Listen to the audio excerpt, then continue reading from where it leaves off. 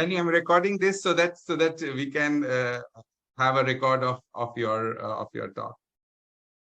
Yes, yeah. So we worked on that video to, as concise as possible, tell the story and the meaning behind the NFT. So in our collaboration with the team, it was very clear to us that for the NFT to be successful and to embody what an NFT needs to be, it has to be scarce and it has to be rare. So that's why we had to come up with something that would have some value that you cannot get anywhere else. And by definition, that means this model we created, we cannot publish anywhere else, right? We have to, you can only obtain it through the NFT website, etc. And even if there are copies or leaks of this STL file, they won't have the original, you know, the signature. It doesn't have the value. So that's why we chose this one. I'll speak more about just Mini World in general. And Aneesh, do you want me to share my screen as well? Yes, please, Danny. Okay. Yes. So this is our My Mini Factory profile, and at Mini World we have created more than 250 models of buildings for 3D printing, and we have hosted all of them here at My Mini Factory. So this is a repository of 3D models. There are many others, but we chose My Mini Factory for a few reasons back in 2017. Now we're also slowly moving our catalog or publishing the best of our catalog into another very popular repository called Printables. But right now we will be focusing on these two. And yeah, Mini World is, like I said in the other video, is a collective. So even though I started this, I invite people who are doing something very similar to join and to achieve our goals together, to reach a wider audience together through this platform. So instead of being Danny making buildings and Brian making models and Hector making models, it's just is now Mini World, and it has a bigger audience. It has one profile, it has one catalog, one library, where people know they can go there and download high quality, very detailed models that print very easily. So that's the objective of Mini World. And our collaboration with Digital Unicorns is to expand this reach. NFTs are becoming very, very popular. Blockchain is now like the next step that people who are into technology are. If there's a common interest between people that are interested in 3D printing are already ahead of the curve in terms of adoption of technology. So there's an overlap of people who are into 3D printing into adopting blockchain and NFTs, because they're already interested in technology and they're already early adopters. So it seemed like a very natural progression to try this. Many people had suggested that before, and we didn't want to do it until now because of this what Aneesh was speaking about of trust. I think, including myself, I was not very familiar with NFTs. I was not familiar with blockchain.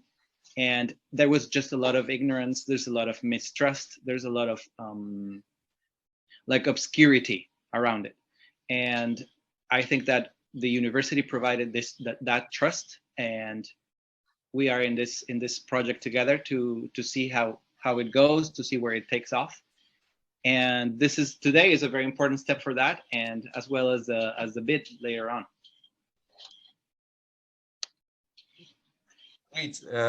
Thank you, Danny. Danny, it would be nice. I'm sure everyone would be very interested if you can show us a few of your other designs, because we've gone through that and some of them are really fantastic. So we can discuss more about the NFT, but if you can just show us some pictures of some of your other designs, that would be great. Yes, I'll show you a few. I have some of our very, very best ones in here.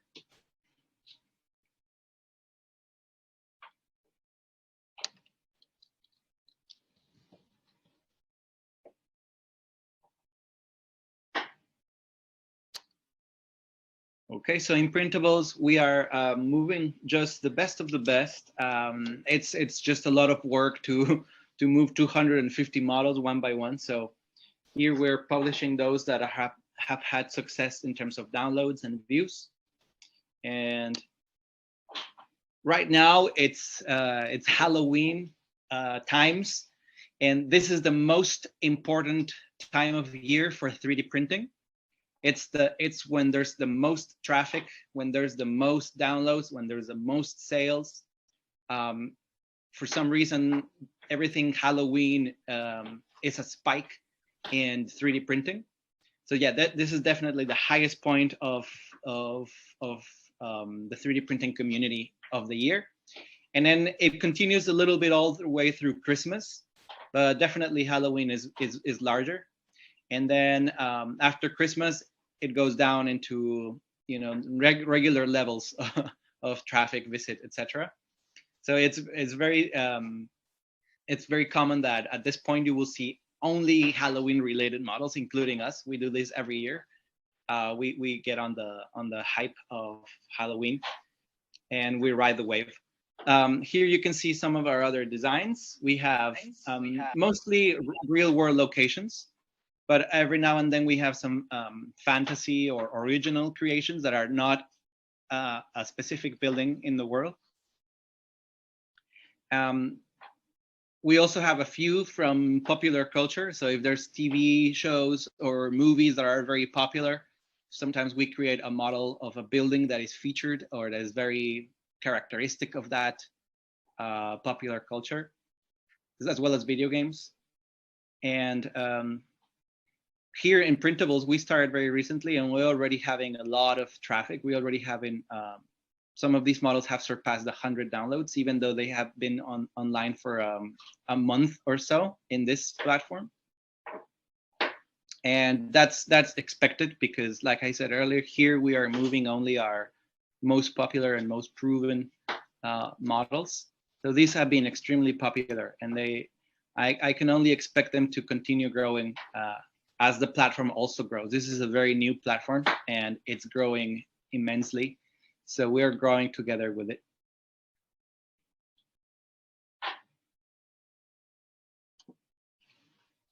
Yeah, so yeah, I invite you to check Mini World. If I think we're big enough now that if you Google Mini World 3D, the first page of results are all our platforms, either on My Manufactory or Printables, Instagram, Facebook, Twitter, etc. Either way, you will end up following the links that will bring you to our repositories here on Printables or My Manufactory. And then on our social media, we just do announcements and publications. I would just now show our platform to everyone, and then we can have a question answer session with Danny or with myself. So let me open up this platform here. So this is our site, and when you go to this site, you will see that this is the details of the NFT. That's Santa Rosa, the Viterbo church. We have the model of the we have the model here, and so this is how the licenses will be issued.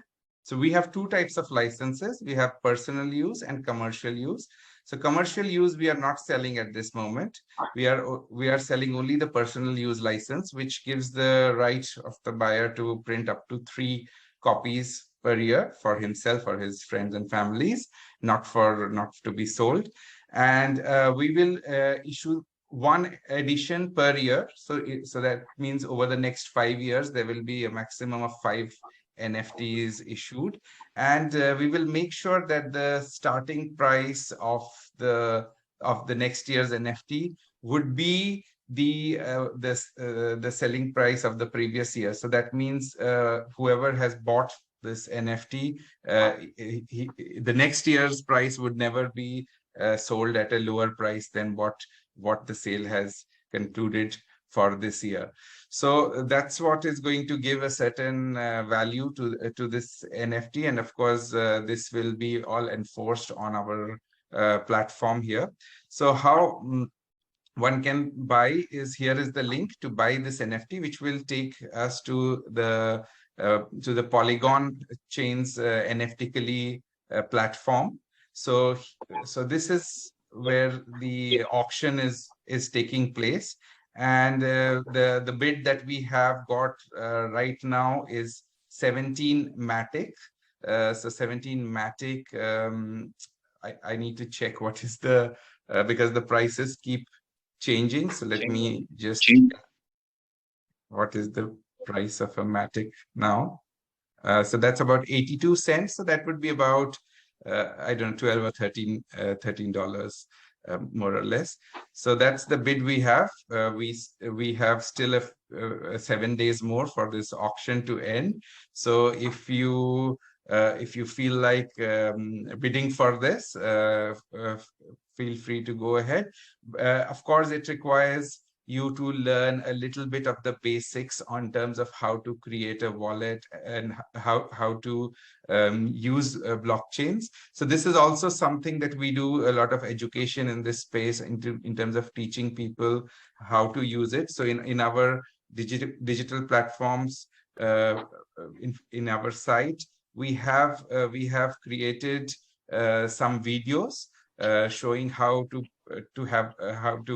install MetaMask and how these blockchains actually work. So if you also want to use this as an opportunity to learn more about blockchain, that could be something interesting. In addition, we have a Telegram page. So if you go onto the Telegram page, we are creating a community here, and you ask any questions, we'll help you or guide you step by step and give you personal support in terms of learning how to use blockchain to make the bids and to how to change your money and so on. So that this is something that we can also provide you with free guidance in terms of how to use blockchains and bring you up to speed on that.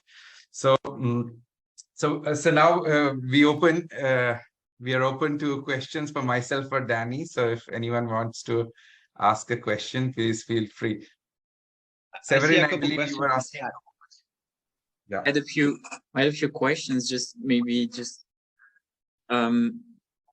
was on the website where I see your design. I see I can download them for free. Mm-hmm. So how do you make money with it on printables, or do you just give it for free? We don't. Severin, you were talking about our Digital Unicorns website, or no. I'm just talking first about printables. Okay. Danny, do you want to answer that, or? Yes. Yeah. So our collective is, I think that's mainly the reason why we call it collective and not store or company, business. We are not a business, so we create all of these models in our free time. We create these models for practice for ourselves, and also to contribute to the digital cultural heritage of the world. And we put these models for free. Originally, when we first started, we tried selling them, and it was very difficult to have many meaningful sales. We would sell very little, and we would have no traffic, no really recognition. And when we switched to offering them for free, our presence online blew up, because now hundreds of thousands of people have downloaded them, and the name became very known. The platform became very known. So I think one of the best decisions we made was to make them freely available. Yeah. So we have a few models that are for sale only on My Manufactory. This is because some platforms like Printables don't allow selling. It's just a free download. And if you publish something there, it has to be free. So we don't have our store models there. My Manufactory allows both free or with a small a cost that you set. So we do have some premium models that we sell, and those are specific ones that sell pretty well. And surprisingly enough, they are Halloween themed. So during Halloween is when we sell the most. We sell more in Halloween than the whole year combined. So Yeah, that's it's crazy. just it's the way it is. It's very strange, but we've been in this for enough years to know. So every year we create a new Halloween model that has to be original. That's one of the rules of my manufacturing. It cannot be something from IP. So you cannot sell something from a TV show or from, that is recognizable. It has to be somewhat original. So that's what we have created, these models that we sell. And that's just to supplement some of our operation, but not by any means it's a business driven organization or an effort. And then the second question I see here, how do you monetize? So you open sourced it.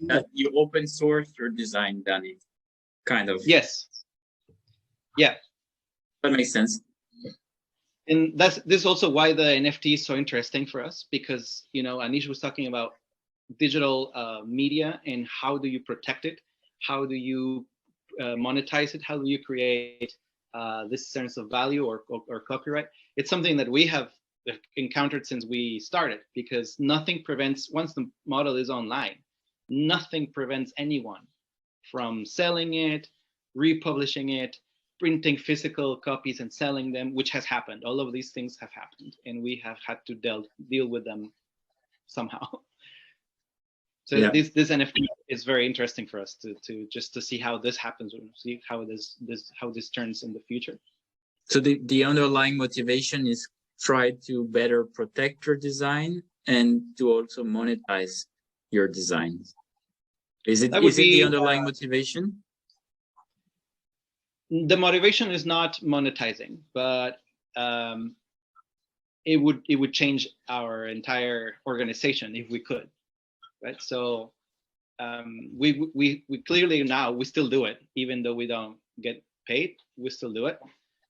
But if there was income that could come from it, it's definitely something we would like to explore. It would allow us to grow more. It would allow us to dedicate more time to it, to get better at it, with resources, we could do much more. Makes sense. So Severin, so obviously the ones, the NFTs that now we put on sale, those then wouldn't be freely downloadable. They wouldn't be put for free downloads, but of course, someone who buys can always share designs with anyone. So the idea is not to enforce in terms of programmatically that that's no one could actually share the design. It can still be done, but the fact that you are on a public community as a owner of a particular NFT, that gives you a social value. Firstly, it gives you this social recognition, and many of Danny's people who buy stuff from Danny, they recognize that that they are part of this community, and so that recognition is valuable and gives the token its value. Like I told in the case of football clubs and so on, the NFTs inherently do not give you, for example, if it's a video of Ronaldo clicking a ball in that other example I gave you, it doesn't mean that that video does not exist in other networks. It's just that Ronaldo is signing that particular video clip, and Ronaldo is not going to sign more such clips, which lends it that particular scarcity. But this is something that we are also studying internally, and Severin, with yourself also, we can brainstorm.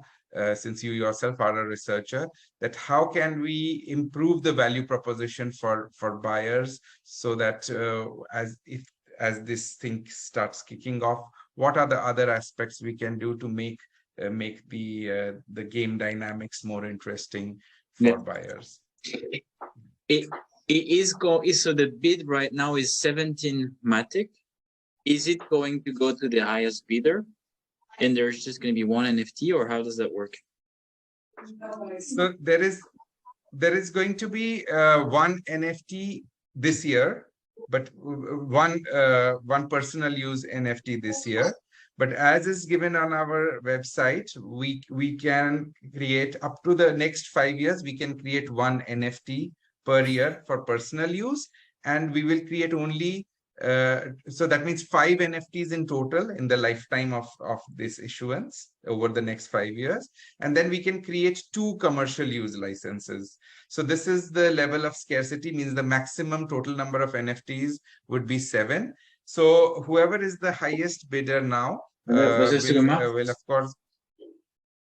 Hello? Sorry. Yeah, so whoever is the highest bidder will get it. But then we will continue to promote it. So whoever has bought it, he can again put it for secondary sale whenever he wants. So that way, our website will still contain information and link to this NFT. So it will continue to benefit the buyer so that when he wants to sell it, and we'll continue to promote this token so that there is a demand for not only the first time selling it and forgetting it, but there will be now, when we move into the second year, now this will have had more people hearing about it, listening about it. So probably the demand might be slightly higher. We don't want to go into a speculation on manic phase, but in terms of a very sustainable pricing and a scalability, that's the kind of goal that we want to see. So it's a baby. We are just giving birth to this digital unicorns baby. It's still not yet it's still very early, but we want to do things right and design these incentive structures right, so that the whole concept can keep. Congrats for this, guys. This is great. Super concept. Lots of potential, I think. And with digital art, there people bought NFT for a lot of money, where they basically just have a link to something somewhere. But here you get also the right to print in 3D a great design, right? So you have the digital part and you also have something tangible, right? Which I think is great to bridge the two things together. Yes, something and Severin, really when cool. Once you have Danny, the 3D model, you can visualize it in a program. You can open it and you can turn it around, etc. You can see it. Yeah, like you see the screen I have here on my background. This is a digital screen where you can basically put your NFTs. You can put videos in there. So your video, you could see your NFT just going around it. 360 degrees. This is awesome, right? I would like to have the Eiffel Tower for my country somewhere, in my room in 3D. But 3D printers are expensive, right? That's one of the limitations, I think. When people can afford these things and it's get cheaper, I think we're gonna have a lot of 3D prints everywhere. But this is still expensive, right? Severin, it's not. That's what we were actually researching, and you can get them cheap, lesser than 200 euros. You can get a pretty decent 3D. Maybe Danny, you can share some more details about that. The one I have here is 175 euros, something like that. Yeah. And also to answer the other question you had in the chat is, you don't necessarily need to have the 3D printer yourself to have the copy of this, because there are 3D printing services. Just like when you need something printed in paper, you go to I don't know what you have in Portugal, but you go to a store and they print it for you. It's the same with 3D printing. You can hire a local shop, or even it's an online service. Sometimes it's just crowdsourced. So someone who has a 3D printer takes jobs, prints them, and then they ship to the buyer through a system. And even anyone who does not know 3D printing or doesn't have a printer can outsource. You are sure there. I love the concept, because how many times is there a small plastic part that is broken and your entire system, you need to switch it? If you could just change that small part, right? That would save you. Yes. But right now it's hard. You know, companies want to sell you a new product instead of helping you to repair the old one so that it lasts as long as possible. This is what I like also about this technology, you know? Yes, exactly. Yeah. Awesome. I don't want to be the only vision- one to ask the questions, so I'll shut up and let the other ones. Yeah, please. So anyone else wants to But go nice. and ask some questions? Not actually, but it was very interesting because I wasn't involved in this project. So, and how did you know Danny? I mean, it's not relevant question, but how did you find him? Beatrice, you are part of the team that was doing the research. How Yes. did you find Okay. Danny? So basically, me and another colleague that are involved in Digital Unicorns project were exploring some artists that we like their works and admire their art. And we found Danny and tried to talk to him, and Danny was interested. So yes, Nice. that was it. It's very interesting. You've seen the designs when we were like going through designs and we saw Danny's designs. We were like, wow, this is so Yes. amazing. We told him that since we are just launching, so that's why we haven't put some of his fantastic designs yet for NFT because we are only launching. This one is really good also, but Danny has a whole plethora of amazing designs. So that's when we decided that we must stalk Danny. We must see if we can get Danny on board. But Danny was very charitable when we approached him. He responded very positively, and we had warned Danny that see, we are just starting. It's not that like we have a whole bunch of clients ready. It's going to be a lot of hard work building a concept, like when you're making a new startup here. So this initiative was launched, but then Danny has always been very, very supportive and providing us with good quality videos whenever we needed, helping us. So yeah, that's how we got connected. Great. Anna, do And you also, have any what is the- questions? Sorry, Tahir. Yeah, continue. No, go ahead. So, Ana, tens pergunta e depois Tahir pode continuar. No, thank you. Just listening Oh. and learning. so Aneesh, what is the next step in this project? Like,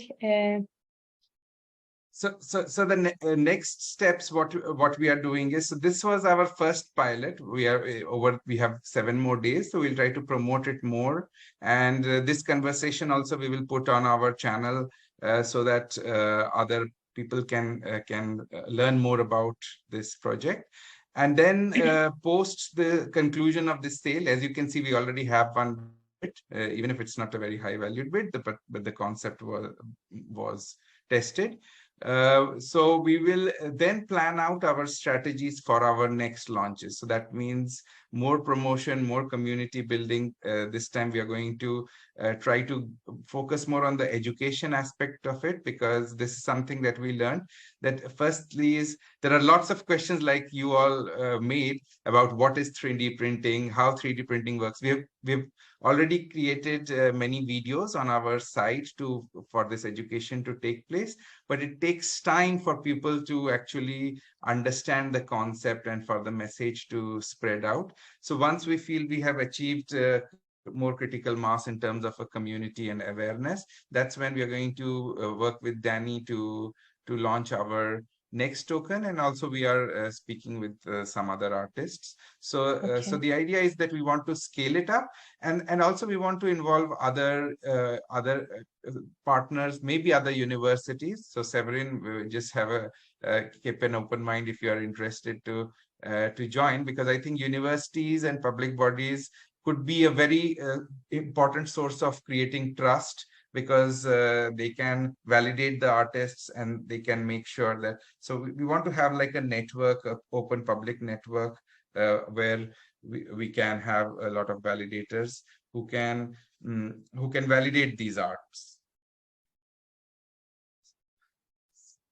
So Severin, how you could help is this is something we can discuss later, how we can expand the network to bring in more universities into the play. And so this will help us in two ways: help the reach out to the community, bring more awareness about 3D printing, and act as validators. So rather than it's just us at the University of Nova being a validator, you can also be a validator, and we can expand this network of trusted validators who will ensure that they do a check on who the artists are, and whether the artwork being sold is authentic or not. So this is how we plan to grow the ecosystem. Yeah, so count us in, Aneesh. I'm happy to help and contribute. I will also put a bit on it to try and drive the price up. Okay, feel free to do that, Severin. Great. So if you all have any other questions, otherwise we will just close for today's session. Okay, so Thank you so much. thank you for participating, and you are actually it's a very special moment, although we are a small group today, but this is we have this critical mass, and this group will grow over time. So thank you for to each one of you, Anna, Tahere, Beatrice, Thank you, Neha, thank you, Severin. thank you, everyone. Yeah, and Aneesh, this might be something also that Cardano could be a good exploration, you know, catalyst to launch it, have more, you know, people be interested, participate, Sure. help drive more awareness. But yeah, I understand Polygon is a good blockchain for this, right? The fees are very low. So that was also a good choice. Yeah, the fees were. So first we started with OpenSea, and then we realized people are going to pay like $50 for making a smart contract bid, and it was. And OpenSea is not even decentralized. It's just, you know, it's centralized. So we're not, I think, going in the right direction with it. And OpenSea allows for Polygon, but for some strange reason, it was not allowing for auctions on Polygon, which would defeat the whole purpose.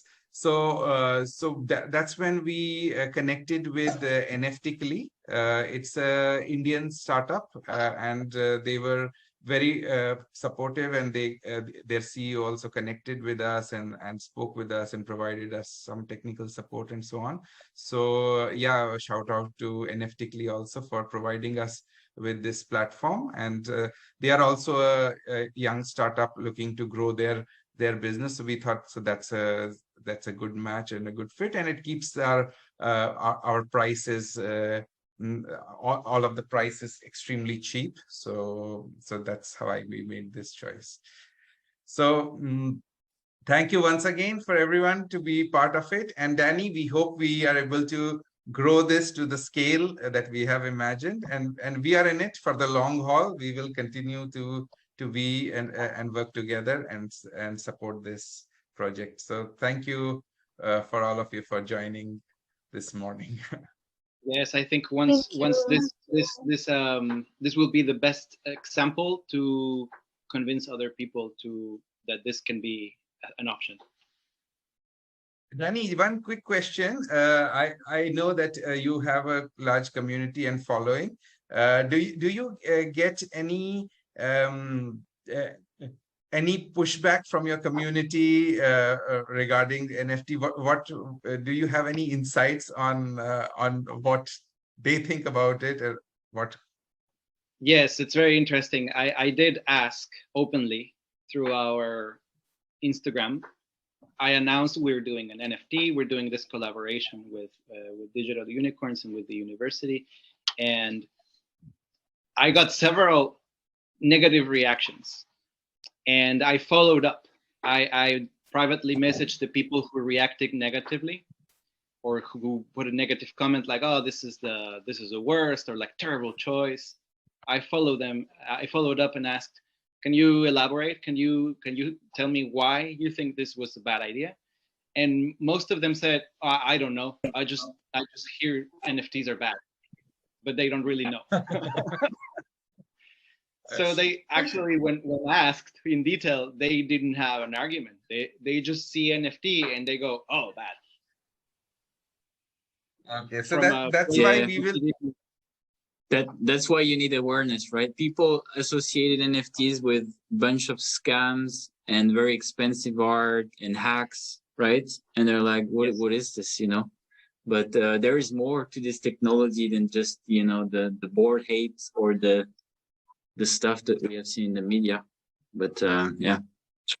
I think some of the next steps for this collaboration is you, for example, this audience here is very knowledgeable in NFTs and internet technology, etc. But you are not in 3D printing, and from my side is the opposite. I have a very deep insight into 3D printing, but I'm not familiar at all with NFTs and blockchain, crypto. So I think I can speak for 3D printers who are like me. They know all about 3D printing, but they may not be familiar with crypto or blockchain. Like clearly they are not, because they told me they're not. So educating them will help, giving them that trust will help them come to projects like this one, and then choose an NFT that's 3D printable, that is unique, rare, and from one of their, maybe we can bring on board some of their creators that they already know, like Miniworld. There's so many others. Yeah, thank you for the insight, Danny.